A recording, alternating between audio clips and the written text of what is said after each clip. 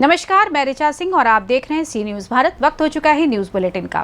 Bulletin में पहली खबर दतिया से है, जहां थाना जिगना पुलिस ने डकैती की योजना बनाते हुए आरोपियों को किया गिरफ्तार।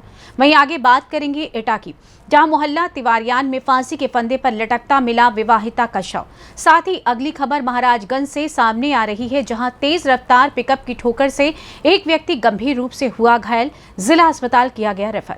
और भी तमाम खबरों पर आइए विस्तार से करते हैं चर्चा।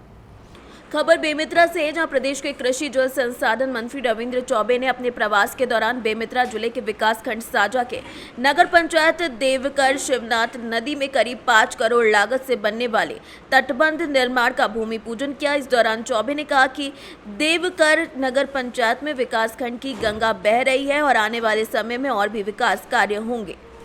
आज बहुत पुराना प्रतीक्षित मांग रही से देवकर के जनता के तटबंध के लिए ये मांगला आज माननीय चौबे जी, मुख्यमंत्री भूपेश जी के अनुशंसा से, कृपा से 5 करोड़ के तटबंध के लिए भूमि पूजन करेगी से एक लिए नगर पंचायत देवकर नगर के ओर से माननीय मंत्री जिला बहुत बहुत बधाई, धन्यवाद। बेमेतरा से सीनियर संवाददाता संजू जैन की रिपोर्ट।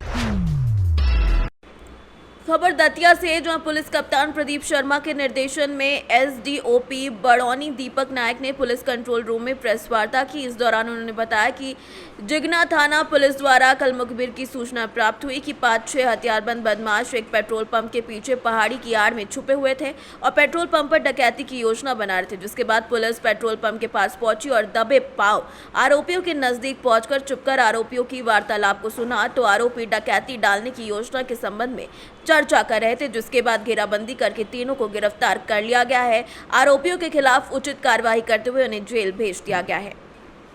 आप सभी को जानकारी बताना चाहूँगा कि कल दिनांक 17 तारीख को थाना प्रभारी जिगना को सूचना प्राप्त हुई थी कि 5-6 हथियारबंद लोग एक राज फिलिंग स्टेशन को लूटने के लिए डकैती करने का प्लान कर रहे हैं, जिस पर से कि थाना स्तर पर 2 टीमों के साथ रवाना होकर के जब वहाँ मौके पर आरोपियों की घेराबंदी करी तो 5 लोग वहाँ पर इस तरीके की आवाज़ सुनी गई। 5 लोग बताए गए, लेकिन पकड़ में 2 लोग आए।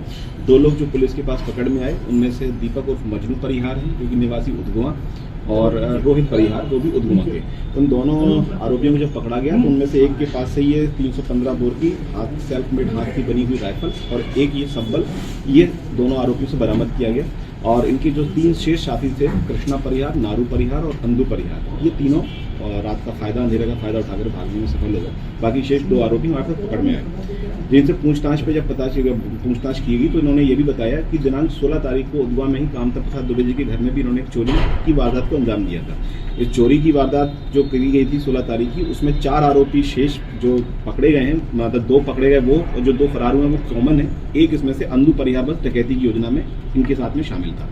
तो इस तरीके से ये कुल 25,000 का मशरूका अभी उसमें बरामद किया गया है। इनके बताई हुई निशानदेही के आधार पर 16 तारीख की कामता प्रसाद दुबे जी के यहाँ जो चोरी हुई वो, और शेष ये डकैती की प्लानिंग के अंतर्गत इनमें से एक राइफल और ये अभी बरामद किया गया है। सब में शेष 3 आरोपियों के विरुद्ध में पुलिस अधीक्षक महोदय के द्वारा उचित इनाम घोषित करके इनकी भी गिरफ्तारी के प्रयास किए जा रहे हैं। जो पकड़े गए इनकी पूछ में कोई अपराध नहीं? जी, मैं ये बताना चाहूँगा कि इनमें से ये सभी जो 5 आरोपी हमने जो डकैती की योजना के अंतर्गत हैं, इनमें सभी के विरुद्ध में 4-4, 5-5 अपराध हैं।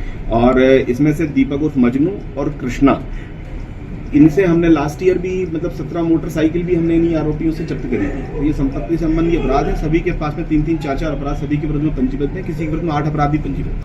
दतिया से सीनियर संवाददाता नितिन दांतरे की रिपोर्ट। खबर एटा से, जहां मोहल्ला तिवारियान में एक विवाहित महिला ने फंदे से लटककर अपनी जीवन लीला समाप्त कर ली। जानकारी के मुताबिक महिला का नाम ममता बताया जा रहा है। महिला अपने पति विजय प्रताप सिंह के साथ लंबे समय से कस्बा अवागढ़ में किराए के मकान में रहती थी। वहीं मौके पर थाना पुलिस और फॉरेंसिक टीम के द्वारा साक्ष्य संकलित करने के साथ शव को फंदे से उतारकर पोस्टमार्टम के लिए जिला मुख्यालय भेज दिया गया है। क्या नाम है आपका? विजय प्रताप सिंह। हाँ, कहाँ के रहने वाले हैं? नगला बख्ती। ये क्या मामला हुआ है और ये कौन लगती हैं आपकी? मेरी वाइफ है। अच्छा, कैसे क्या हुआ है, क्या घटना हुई है? मैं काम कर रहा था खेत पे, तब फोन आया था उनका, जी। आ रहे हो नहीं आ रहे? अच्छा, बोला तो मैंने काम करा के आता हूँ जी। कॉल नहीं आज आप अपने गांव में थे आप? हाँ, जी। काम हो रहा था खेत में, भुट्टा बन रहा था। हाँ हाँ। तो जब बाद में जब कॉल उठाई थी, जब मैं खाना खा के पूरा काम करा के सो आया वहाँ जी। मेरे पास चाबी थी, खोला तो देखा अंदर, देखा तो लड़का। अच्छा, ये लटकी हुई मिली है आपको? ठीक है, पुलिस को सूचना दे दी थी आपने? एटा से सी न्यूज संवाददाता राघवेंद्र अगरिया की रिपोर्ट। खबर लातेहार से है, जो जिला के बरवाडीह प्रखंड के छिपादोहर थाना क्षेत्र में एक 62 वर्षीय वृद्ध रामप्रसाद कोरबा उर्फ गोरा पुजार का शव एक सप्ताह पहले कुएं से बरामद किया गया था। शव की स्थिति देखने के बाद प्रथम दृष्टया मामला हत्या का प्रतीत हो रहा था, जिसके बाद शव को कब्जे में लेकर पुलिस मामले की जांच में जुट गई थी।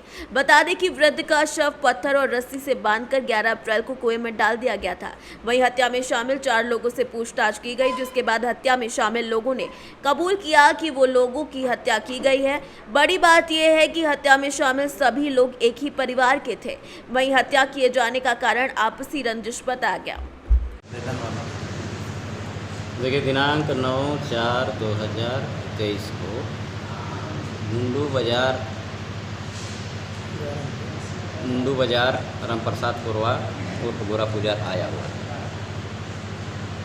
वह घर नहीं लौटा और दिनांक 11/4/2023 को उसका शव मुंडू गांव के बरवटाण स्थित कुआं में बरामद हुआ।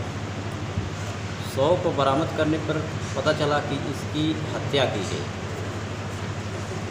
जिसके एवज में मृतक की पतोहू उलवा देवी के बयान के आधार पर अज्ञात अपराधियों के द्वारा गोरा पुजार को हत्या कर कुआं में साक्ष्य छिपाने के नियत से फेंकने के आरोप में दर्ज कर अनुसंधान प्रारंभ किया गया। लातेहार से सी न्यूज संवाददाता मोहम्मद अरबाज की रिपोर्ट। महाराजगंज जनपद के निचलौल टूटी बारी मार्ग पर ग्राम जमुई कला के पास एक तेज रफ्तार पिकअप ने एक व्यक्ति को ठोकर मार दी, जिससे वो गंभीर रूप से घायल हो गया। इलाज के लिए उसे सामुदायिक स्वास्थ्य केंद्र निचलौल लाया गया, जहां डॉक्टरों ने प्राथमिक उपचार के बाद जिला अस्पताल रेफर कर दिया। मिली जानकारी के मुताबिक युवक अपने किसी कार्य से जमुई कला की तरफ जा रहा था। इसी बीच एक तेज रफ्तार पिकअप ने ठोकर मार दी। महाराजगंज से सी न्यूज संवाददाता आशुतोष द्विवेदी की रिपोर्ट। खबर अंबेडकर नगर के जलालपुर से, जो अग्निशमन सप्ताह के तहत आयोजनों की कड़ी में कार्यक्रम आयोजित कर अग्नि सुरक्षा संबंधित उपायों को लेकर छात्र छात्राओं को जागरूक किया गया। नगर के सेंट जेवियर्स स्कूल में मुख्य अग्निशमन अधिकारी जयप्रकाश सिंह के नेतृत्व में मॉक ड्रिल कर आग से बचाव और रोकथाम के उपाय बताए गए।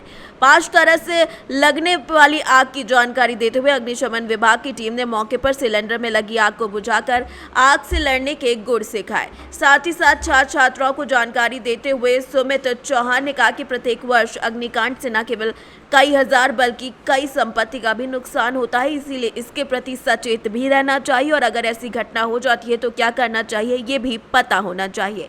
इस मौके पर सुभाष पाठक, राहुल कुमार गौड़, रामविलास समेत कई लोग मौजूद रहे। अंबेडकर नगर से सी न्यूज संवाददाता ब्रह्म प्रकाश तिवारी की रिपोर्ट। बिहार के जिला विधिक औरंगाबाद में अभिनंदन सह सम्मान समारोह रखा गया था, जिसमें मुख्य अतिथि के रूप में औरंगाबाद सांसद सुशील कुमार सिंह उपस्थित रहे। विशिष्ट अतिथियों में उनके पुत्र सुप्रीम कोर्ट के अधिवक्ता आदित्य शेखर और वरिष्ठ अधिवक्ता गण उपस्थित रहे। कार्यक्रम में जिला विधिक संघ का नया भवन के लिए 15 लाख रुपए का आवंटन सांसद ने कराया, जो भवन बनकर तैयार हो गया। आज उसका उद्घाटन सांसद सुशील कुमार सिंह द्वारा जिला विधिक संघ के अधिवक्ताओं के द्वारा कराया गया। साथ ही उन्हें सम्मानित करके शॉल और माला पहना कर उनका सम्मान किया गया। सभी लोगों ने सांसद के कार्यों के बारे में बारी बारी से चर्चा भी की। कार्यक्रम में जिला विधिक सेवा अध्यक्ष राशिक बिहारी सिंह, महासचिव नागेंद्र सिंह, परशुराम सिंह समेत कई अधिवक्तागण उपस्थित रहे। सुशील कुमार सिंह का किया जा रहा है, तो आइए जानते हैं ये जो सम्मान में जो यहाँ पर ये किया जा रहा है सम्मान समारोह, आखिर इस पर क्या कहेंगे? औरंगाबाद विधि संघ के सम्मानित अधिवक्ताओं के द्वारा एक प्रस्ताव मेरे सामने लाया गया था कि यहाँ अधिवक्ताओं की संख्या अधिक है और उनके बैठने की समुचित व्यवस्था नहीं है, इसलिए एक हॉल का निर्माण कराया गया। तो हमने अपने सांसद ऐच्छिक निधि के तहत 15 लाख रुपए की अनुशंसा दी।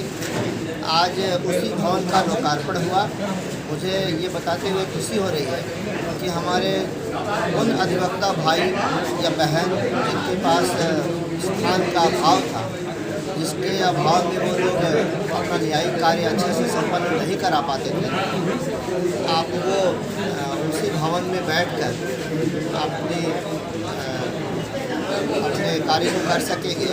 तो आज का जो कार्यक्रम है वो यही है। इस सम्मान समारोह में चूँकि एक बात और विशेष है कि आपके पुत्र श्री आदित्य जी भी यहाँ पर यहाँ उपस्थित हैं और इन्हें भी सम्मानित किया गया, जो सुप्रीम कोर्ट में वहाँ अधिवक्ता भी हैं। तो इस पर कैसा लग रहा है? औरंगाबाद विधि संघ के अधिकांश सदस्यों को, सम्मानित अधिवक्ताओं को यह जानकारी है कि मेरा सुपुत्र सुप्रीम कोर्ट में अधिवक्ता के रूप में प्रैक्टिस करते हैं। इन लोगों की ये इच्छा थी कि इस शुभ अवसर पर आदित्य जी भी रहें और इन लोगों ने इनसे आग्रह किया था, इसी कारण ये इस कार्यक्रम में उपस्थित हो। अधिवक्ता को भी काफ़ी गर्मजोशी से यहाँ स्वागत किए और काफ़ी सारी जो चीज़ें हैं उसको आपके सामने रखा, तो उनकी मांगों पर कितना विचार हो पाएगा?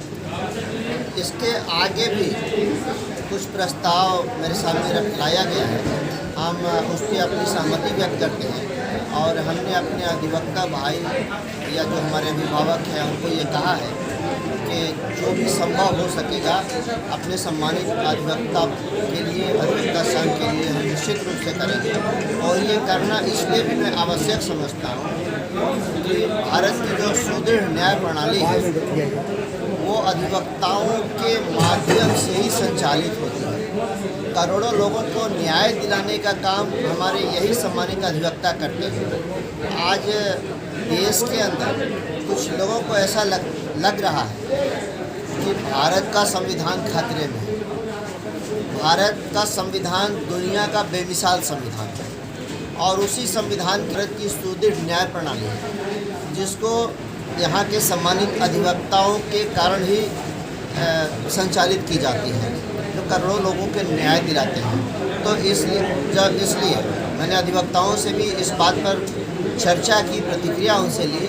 सबको लगता है कि अभी का जो भारत है ये जितना मजबूत हुआ है दुनिया के पटल पर, इस समय भारत को जो प्रतिष्ठा और सम्मान है, भारत की जो चमक और धमक दुनिया के सामने आज है वो पहले नहीं था, इसलिए ये काम जरूरी है। अधिवक्ता चूँकि समाज की काफ़ी महत्वपूर्ण कड़ी हैं और इस कड़ी को भी आपने जो है जोड़ने का कार्य कर रहे हैं, तो क्या आने वाले चुनाव के लिए जो है एक बहुत अच्छा चमक तो नहीं है? देखिए, हर काम चुनावी दृष्टिकोण से या वोट बैंक को सामने रखकर नहीं किया जाता। बहुत ऐसी चीज़ें हैं जो समाज के हित में, जिससे वोट का कोई लेना देना नहीं होता, लेकिन समाज के हित के लिए, समाज की भलाई के लिए वो ज़रूरी होता है। ये पब्लिक एम्यूनिटी का काम है। हमारे सम्मानित अधिवक्ता संघ की तरफ से ये प्रस्ताव आया था और मुझे उस प्रस्ताव को मानते हुए, उस पर काम करते हुए खुशी हुई, इसलिए मैंने ये काम। चलिए, अधिवक्ताओं के बारे में भी एक बात जो है जग जाहिर है कि कबीरा खरा बाजार में सबसे बड़ा वकील, जीत गए तो फीस मिले, हारे तो करे अपील। तो इस बात के लिए अधिवक्ता के लिए क्या कहेंगे? नहीं, देखिए, ये एक प्रोफेशन है। अपनी तरफ से हर अधिवक्ता ये चाहता है कि वो जिस मुकदमे को लड़ रहे हैं वो जीते, लेकिन कानून है, कानून की छतरी के नीचे अपने लॉजिक को, अपने तर्क को रखते हैं। कोर्ट को कितना वो कन्विंस कर पाते हैं, उनके मुकदमे के पक्ष में कानून कहाँ तक खड़ा है, इन बातों पर मुकदमों का फैसला, उसका निर्णय निर्भर करता है। लेकिन जो बुद्धिमान आदमी है, जो समझदार लोग हैं, जो क्लाइंट हैं, वो समझते हैं कि हमारे अधिवक्ता ने अपनी तरफ से पूरा प्रयास किया, जिस लॉजिक को, जिन तर्कों को वो कोर्ट को रख सकते थे उन्होंने रखा। अब बहुत सारी कानून की बात होती है, उसके तहत निर्णय होता है। मैंने पहले ही कहा कि भारत की जो न्याय प्रणाली है वो दुनिया की बेमिसाल न्याय प्रणाली है, इसलिए किसी को कोई ग्रीवांस या ग्रज नहीं होता। चलिए, बहुत बहुत धन्यवाद। अब थोड़ा हम आदित्य शेखर जी से भी एक बात जान लेते हैं कि चूँकि ये सुप्रीम कोर्ट के अधिवक्ता भी हैं और औरंगाबाद में इनका भव्य स्वागत किया गया है जिला विधिक संघ औरंगाबाद के द्वारा। तो सबको और ये जो यहाँ इस कार्यक्रम में जो है आपको स्वागत किया जा रहा है जिला विधिक संघ के द्वारा, तो इसके बारे में क्या कहेंगे? देखिए, मेरे लिए बहुत भावुक क्षण है ये कि मैं पहली बार औरंगाबाद के विधिक संघ में आया हूँ। और चूँकि मैं पहले जनरेशन का वकील हूँ तो मेरे लिए और भी बड़ी जिम्मेवारी है मेरे ऊपर कि मैं औरंगाबाद का नाम आगे रोशन कर सकूँ। और इसके लिए औरंगाबाद के अधिवक्तागण सभी बंधुओं से मेरा अनुरोध होगा कि हम सब लोग साथ में मिलकर काम करें और औरंगाबाद की जो न्याय व्यवस्था है उसको और सुदृढ़ करें। चलिए, जिला विधिक संघ के हमारे साथ महासचिव भी हैं, नागेंद्र जी से भी जान लेते हैं कि ये जो कार्यक्रम हो रहा है और इसमें सांसद के द्वारा जो है एक यहाँ पर एक अच्छा कार्य भी किया गया है, तो इसको क्या कैसे देखते हैं? इसको राम राज्य के रूप में देख रहे हैं। वास्तव में अभी भारत में राम राज्य चल रहा है और इतना हम लोग सोचे भी नहीं थे कि इतना तीव्र गति से भारत आगे बढ़ेगा।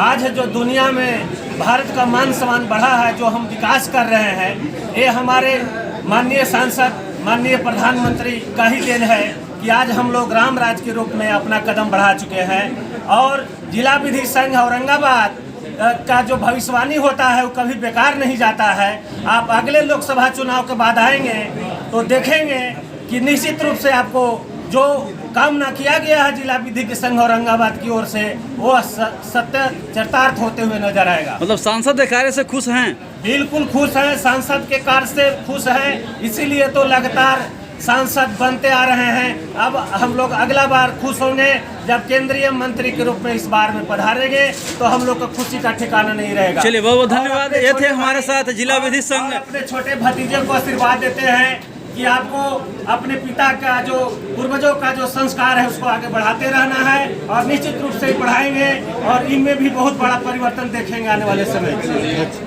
अब थोड़ा अध्यक्ष जी से भी जान लेते हैं, क्योंकि अगर इनकी बात अगर नहीं किया जाए, चूँकि इनका कार्यक्रम है और यहाँ पर सम्मानित किया जा रहा है सांसद को चूँकि अच्छे कार्यों के द्वारा, और सुप्रीम कोर्ट के यहाँ पर हमारे साथ अधिवक्ता भी हैं, इनको भी सम्मान यहाँ पर मिला और यहाँ इतनी संख्या में जो लोग हैं वो भी विद्यमान हैं, तो क्या कहेंगे इस कार्यक्रम के बारे में? यह कार्यक्रम सांसद महोदय का कार्य सुनाना और नई जो भवन बनी है उसका लोकार्पण करना और उनके साथ गाना, ये हम लोग गौरव की बात है।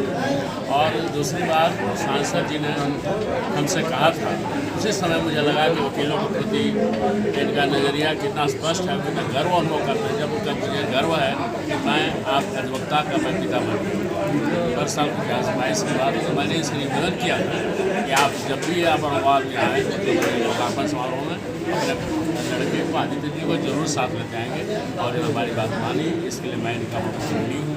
स्वयं भी आप लड़के। चलिए, बहुत बहुत धन्यवाद। ये थे हमारे साथ औरंगाबाद से सीनियर संवाददाता रमाकांत सिंह की रिपोर्ट। खबर बेतिया से है, जहां पर भसुरारी पंचायत अंतर्गत बैरिया गांव में मंगलवार को बिजली के शॉर्ट सर्किट से एक झोपड़ीनुमा घर में आग लग गई। इस दौरान आसपास के 2 अन्य घर भी जलकर राख हो गए। घटना के संबंध में बताया जा रहा है कि लक्ष्मी नारायण राम के घर में बिजली बोर्ड में शॉर्ट सर्किट लगने से आग लग गई। आग की लपटें इतनी तेज थी कि घर में रखे अनाज, कपड़ा, बर्तन समेत पूरा घर जलकर राख हो गया। इस दौरान आग से एक गाय का बछड़ा, एक बकरी और उनकी पत्नी की हाथ पीट झुलसने की खबर है। वहीं लक्ष्मी नारायण ने बताया कि मई से उसकी बेटी की शादी भी होने वाली है। तिलक करने के लिए उसने घर में सामान रखा था जो कुछ जलकर राख हो गया है। भसुरारी पंचायत में 1 नंबर वार्ड में सुबह में आग लगा था 11 बजे के करीब में। लाइन और सड़क के बीच में आग लग गया था, मीटर के बीच में। आग लगने से 3 आदमी का घर जल गया। एक सकलदीप, एक राधेराम और एक का नाम है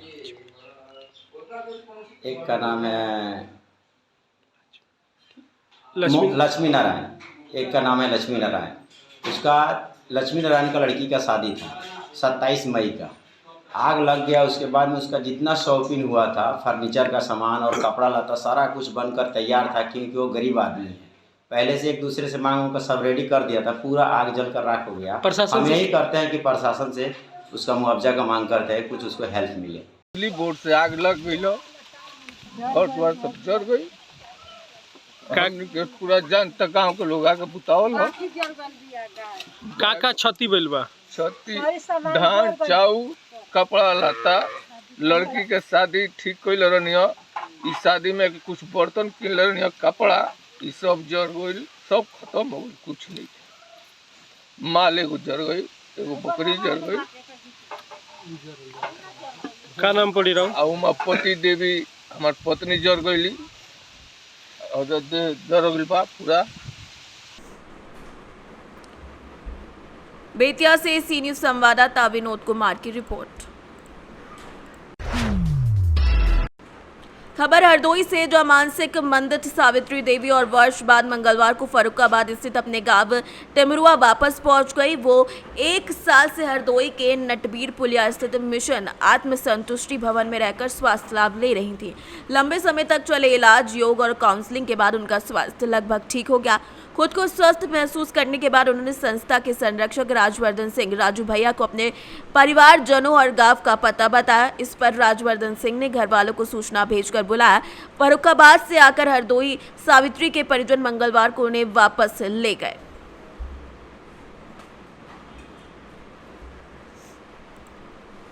हमको विशाल संतुष्टि में हमको लड़की मिली, तब मैं आया लड़की को लेने। आपको आत्म संतुष्टि कार्यालय से सूचना मिली थी? हाँ जी सर। अच्छा, कब सूचना मिली थी आपको? ये परसों में। अच्छा। हम आज कार्यालय संतुष्टि में आए हैं, तो हमें बेटी का सुधार बहुत है पहले से, और ये पागल जैसी हो गई थी, तो अब सही है, तो इसलिए मैं यहाँ देखने आया सुधार है। और मैं आत्मा संतुष्टि कार्यालय से आया हूँ, मिला हूँ, और राजू भैया को हम कुछ कहना चाहता हूँ, धन्यवाद देना चाहता हूँ। हमारे बेटी का अच्छा किया, इलाज किया उनका, और जो पूरा देखभाल किया, मुझे शांति है। नाम सर्वेश कुमार है और सावित्री चाचा बोल रहे हैं। हम कहाँ के रहने वाले हैं? सर हम टिमोरो के रहने वाले हैं। उसके बाद जो है हम यहाँ पे परसों सूचना मिली, हम यहाँ आए हैं, आत्म संतुष्टि कार्यालय आए हुए हैं, तो हमारी बच्ची भी कुछ सुरक्षित मिली है और इन लोगों ने उसकी बहुत केयर की है। उसके लिए हम राजू भैया को मतलब बहुत बहुत धन्यवाद देना चाहते हैं और हार्दिक शुभकामनाएं हमारी तरफ से। हमको विशाल संतुष्टि में हमको लड़की मिली, तब मैं आया लड़की को लेने। आपको आत्म संतुष्टि कार्यालय से सूचना मिली थी? हाँ जी सर। अच्छा, कब सूचना मिली थी आपको? ये परसों में। अच्छा। हम आज कार्यालय संतुष्टि में आए हैं, तो हमें बेटी का सुधार बहुत है पहले से, और ये पागल जैसी हो गई थी, तो अब सही है, तो इसलिए मैं यहाँ देखने आया हूँ। सुधार है, और मैं आत्मा संतुष्टि कार्यालय से आया हूँ, मिला हूँ, और राजू भैया को हम कुछ कहना चाहता हूँ, धन्यवाद देना चाहता हूँ। हमारे बेटी का अच्छा किया, इलाज किया उनका, और जो पूरा देखभाल किया, मुझे शांति। हरदोई से सी न्यूज संवाददाता अमरीश की रिपोर्ट। खबर टीकमगढ़ से, जहां भारत की युवा आवाज को युवा मंच देने के लिए अखिल भारतीय कांग्रेस कमेटी के पूर्व अध्यक्ष राहुल गांधी की मंशा अनुरूप यंग इंडिया के बोल सीजन 1 और 2 में अपार सफलता के बाद सीजन 3 का विमोचन युवा कांग्रेस प्रदेश प्रवक्ता अभिराज शर्मा द्वारा किया गया, जिसमें 15 से ज्यादा प्रतिभागियों ने ऑनलाइन आवेदन किया, जो प्रतियोगिता में 25 अप्रैल के बाद शामिल होंगे। युवा कांग्रेस के जिलाध्यक्ष देवेंद्र भास्कर ने बताया कि प्रतिभागी जिला, प्रदेश और देश स्तर तक यंग इंडिया के बोल भाषण प्रतियोगिता में सम्मिलित होकर राजनीति में अवसर प्रदान होगा। आज भारतीय युवा कांग्रेस द्वारा आयोजित यंग इंडिया के बोल सीजन 3 का विमोचन पूरे देश में जिले स्तर पर हो रहा है। उसी क्रम में आज टीकमगढ़ जिले में हमारे टीकमगढ़ जिले युवा कांग्रेस के अध्यक्ष देवेंद्र भास्कर जी के नेतृत्व में यंग इंडिया के बोल सीजन 3 का हमने विमोचन किया है। क्या है यंग इंडिया है? क्या यंग इंडिया के बोल एक ऐसी भाषण प्रतियोगिता है जो गली मोहल्ले से निकालकर युवाओं को भारतीय युवा कांग्रेस, हमारे नेता राहुल गांधी जी के मंशा अनुरूप उन्हें मंच प्रदान किया जाता है, जो जिले, प्रदेश एवं देश स्तर तक देश में हो रहे अत्याचार, बेरोजगारी, महंगाई, अशिक्षा, महिला असुरक्षा, किसानों की फसल का मुआवजा न मिलना, सरेआम लोकतंत्र की हत्या कर देना, सरेआम गोली चलाकर किसी की हत्या कर देना जैसे मुद्दों पर यो अपनी बात मंच पर आकर रख सकते हैं और देश में नफरत के वातावरण को कम करने के लिए भारतीय राष्ट्रीय कांग्रेस हमारे नेता राहुल गांधी जी के साथ उनके कंधे से कंधा मिलाकर उनको आगे बढ़ाकर भारतीय राष्ट्रीय कांग्रेस को मजबूत करना हम युवाओं का उद्देश्य है, यंग इंडिया के बोल का उद्देश्य है। क्या नाम? ये पिछले सीजन 3 का हम विमोचन कर रहे हैं। 2019 से ये प्रारंभ हो चुका है। अपार सफलता सीजन 1 और 2 के बाद सीजन 3 का विमोचन आज टीकमगढ़ जिले में देवेंद्र भास्कर जी जिलाध्यक्ष के नेतृत्व में हम कर रहे हैं। निश्चित रूप से होंगे। जो प्रदेश में आज मैं आपके सामने बात कर रहा हूं, मैं यंग इंडिया के बोल की उपज हूं। यंग इंडिया के बोल ने मुझे एक वार्ड नंबर 39 टीलाखेड़ी विदिशा से निकालकर मध्य प्रदेश युवा कांग्रेस का प्रदेश प्रवक्ता बनाया।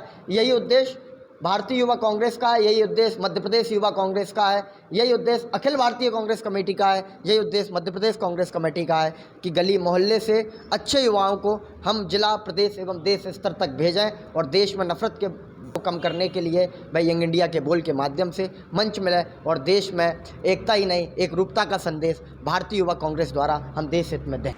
टीकमगढ़ से सी न्यूज़ संवाददाता गिरीश कुमार खरे की रिपोर्ट। खबर अम्बेडकर नगर से, जहां आलापुर तहसील के राज्य सुल्तानपुर थाना अंतर्गत निजामपुर रतिगरपुर निवासी लाल बहादुर पुत्र अमरनाथ न्यायालय उप जिलाधिकारी आलापुर के आदेश के बावजूद अपना रास्ता खुलवाने के लिए दर दर भटक रहे हैं। लाल बहादुर ने बताया कि विपक्षी कोमल पुत्र दशरथ द्वारा उनके रास्ते को बंद कर दिया गया, जिसके बारे में मुकदमा चला और न्यायालय उप जिलाधिकारी आलापुर द्वारा आदेश पारित किया गया कि अवैध रूप से किए गए निर्माण को हटवाकर 3 दिवस के अंदर रिपोर्ट प्रस्तुत की जाए। थाना अध्यक्ष राजू सुल्तानपुर को इसके बारे में आदेश जारी हुए, लेकिन पुलिस प्रशासन अभी तक रास्ता खाली नहीं करवा पाया है। और क्या समस्या? लाल बहादुर है, हमारा रास्ता विवाद में पड़ा हुआ था, मुकदमा भी चला था और एसडीएम साहब का आदेश हुआ, फिर भी रास्ता वो खाली नहीं हुआ। डीएम साहब के यहाँ भी गए थे, 2 बार दिए थे, एक बार फोर्स आई थी, फिर घूम के चली गई, गलत रिपोर्ट लगा के उन्होंने भेज दिए दोबारा। अम्बेडकर नगर से सी न्यूज़ संवाददाता हरिलाल प्रजापति की रिपोर्ट। राष्ट्रवादी पार्टी के नेता अजीत पवार के बीजेपी के संपर्क में होने की चर्चा जोरों पर है और खबरें चल रही हैं कि अजीत पवार अपने कुछ विधायकों के साथ सत्ता में आएंगे। अब अजीत पवार के विश्वास पात्र विक्रमगढ़ एनसीपी विधायक सुनील भूसारा ने अपनी स्थिति स्पष्ट कर दी है। अजीत पवार अपने विधायकों के साथ गुप्त हैं। सुनील भूसारा ने चुनौती दी कि केवल अफवाहें हैं, बैठकें हो रही हैं और किसी को भी इन अफवाहों पर विश्वास नहीं करना चाहिए। राज्याचे सन्माननीय विरोधी पक्ष नेते नामदार अजितदादा पवार साहेबांच्याबद्दल अनेक माध्यमांमधून वेगवेगळ्या तर्कवितर्कांना उधाण आलेलं आहे। काल वज्रमूठ सभेच्या निमित्ताने सन्माननीय दादा, सन्माननीय उद्धवजी ठाकरे साहेब, सन्माननीय जयंतराव पाटील साहेब, सन्माननीय आव्हाड साहेब, सर्वच मंडळी महाविकास आघाडीची त्या ठिकाणी नागपूर इथे आम्ही रात्री 10 वाजेपर्यंत उपस्थित होतो। काल दादांनी दिलखुलासपणे सर्वच प्रसिद्धी माध्यमांना त्यांच्या सगळ्या प्रश्नांची उत्तरं दिलेली आहेत आणि या अफवांवर विश्वास ठेवू नये अशी त्या ठिकाणी काल विनम्रपणे आवाहन दादांनी सगळ्यांना केलं आणि ते दिल्लीला गेले नाही, त्यांनी कुणाची भेट घेतली नाही हे सुद्धा स्पष्टपणे दादांनी सर्वांना त्या ठिकाणी सांगितलं। आणि काल या सगळ्या बातम्या आपल्या माध्यमांवर येऊन सुद्धा आज पुन्हा नव्याने चर्चा करण्याचं काही मला वाटतं काही काम नाही। या सर्व अफवा आहेत, या अफवांवर कोणी विश्वास ठेवू नये असं आवाहन मी माझ्या जिल्ह्यातील सर्व प्रसिद्धी माध्यमांद्वारे माझ्या लोकांना करतो। धन्यवाद। पालघर से सी न्यूज़ संवाददाता महेश भोई की रिपोर्ट। खबर प्रयागराज से, जहां करचना बाजार स्थित काली मंदिर परिसर में कथा के चौथे दिन शिव पार्वती के विवाह प्रसंग का वर्णन किया गया। शिव और पार्वती की अलौकिक छवि की झांकी भी प्रस्तुत की गई। इस मौके पर कथा पंडाल में भारी संख्या में पुरुष और महिलाएं और कथा श्रवण करने पहुंचे। अयोध्या से आए हुए कथावाचक आचार्य श्री निशेंदु जी महाराज द्वारा श्री राम कथा की जा रही है और सनातन धर्म के प्रचारक दयाराम दास जी महाराज श्री रामदास अयोध्या के साथ साथ जितेंद्र प्रताप सिंह श्रीलाल जी समेत कई लोग उपस्थित रहे। प्रयागराज से सी न्यूज़ संवाददाता मंगला प्रसाद पटेल की रिपोर्ट।